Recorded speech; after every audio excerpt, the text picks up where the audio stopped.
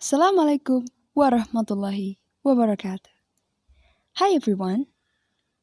I hope you all are doing well, stay at home, and stay safe.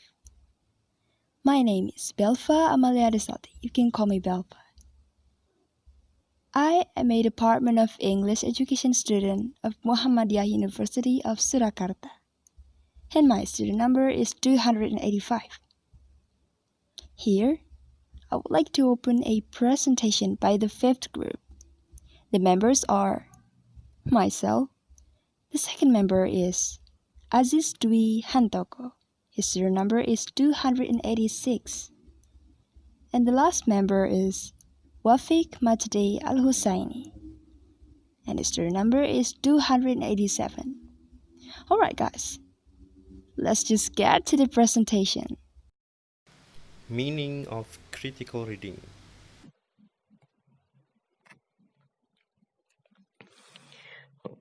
Reading critically does not necessarily mean being critical of what you read. But reading and thinking critically don't mean being critical about some idea, argument, of piece of writing, claiming that it is somehow faulty or flawed. Critically reading means engaging in what you read by asking yourself questions such as what is the author trying to say, or what is the main argument being presented. Critical reading involves presenting a reasoned argument that evaluates and analyzes what you have read. Being critical, therefore, in an academic sense, means advancing understanding, not dismissing and therefore closing of learning. To read critically is to exercise your judgment about what you are reading, that is, not taking anything you read at face value. When reading academic material, you will be faced with the author interpretation and opinion. Different author will naturally have different slants.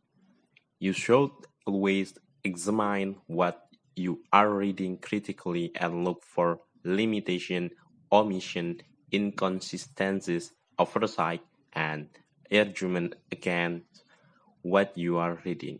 In academic circles, whilst you are a student, you will be expected to understand different viewpoints and make your own judgment based on what you have read.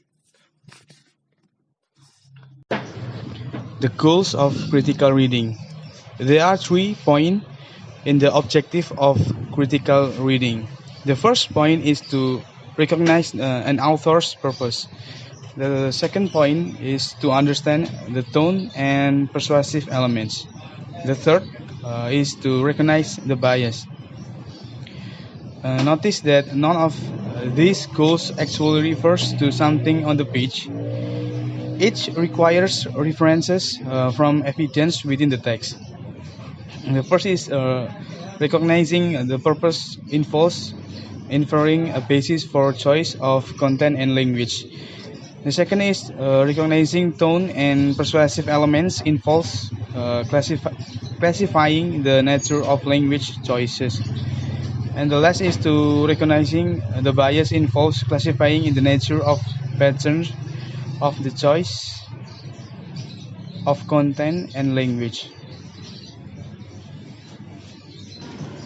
And for the conclusion will be explained by my friend Belva Amalia Destaty. Conclusion. What did you get from the previous slides? What is critical reading? So, critical reading means reading with the goal of finding a deep understanding of the material, whether it is fiction or non-fiction. It is the act of analyzing and evaluating what you are reading as you make your way through the text, or as you reflect back upon your reading. What are the goals of critical reading?